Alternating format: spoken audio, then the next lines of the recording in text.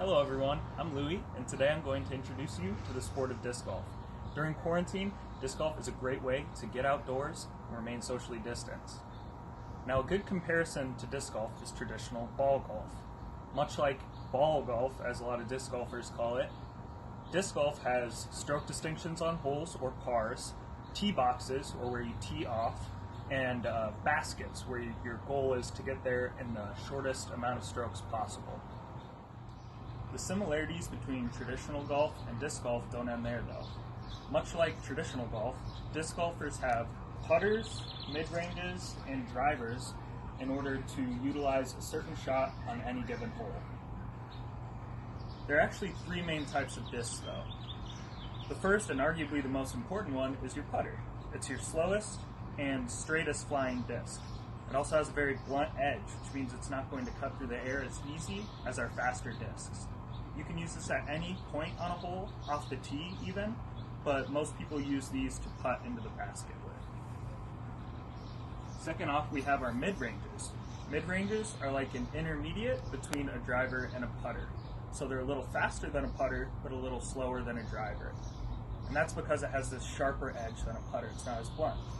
And again, if you could probably only take one disc or two discs on a disc golf course, you'd take a putter and a mid-range. They're the most versatile, and they're very beginner friendly.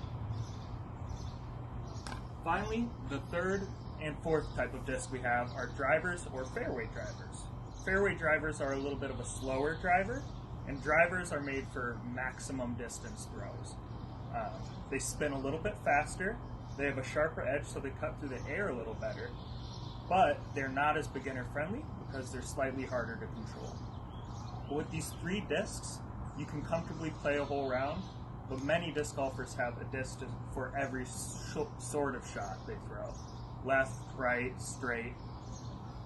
And now, we're going to go to the course and we're going to learn how to throw your first disc golf.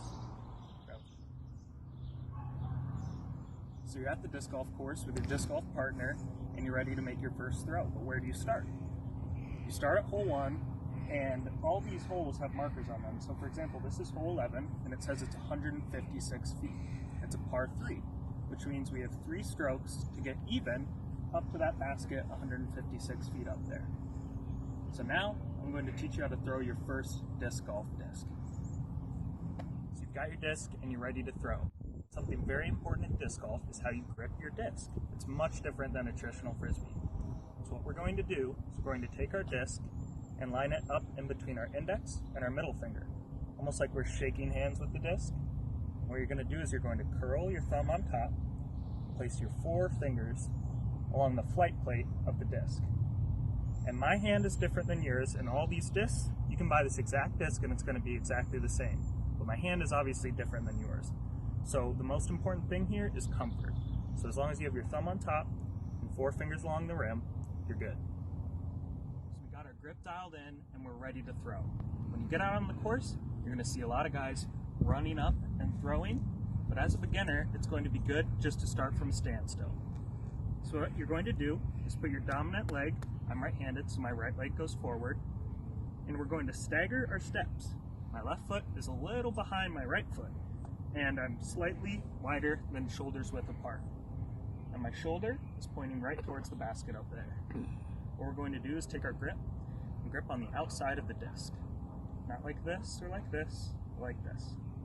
What we're going to do is reach back straight about chest level. Then, while transferring our weight from our back foot onto our front foot, we're going to lead with our elbow about chest height, bring the disc to around here, and then transfer our weight onto our front foot and release the disc right about here. What that's going to do is give you much more spin than if you were to round your arm like a traditional frisbee throw. This is going to give you much more spin on the disc, which is very important in disc golf because more spin means it goes farther. Alright, so this is what your throw should look like as a standstill for a beginner. We align our feet, shoulder towards the basket, reach back, and throw badly on film. Well, thanks guys for joining me and my partner today out here learning disc golf.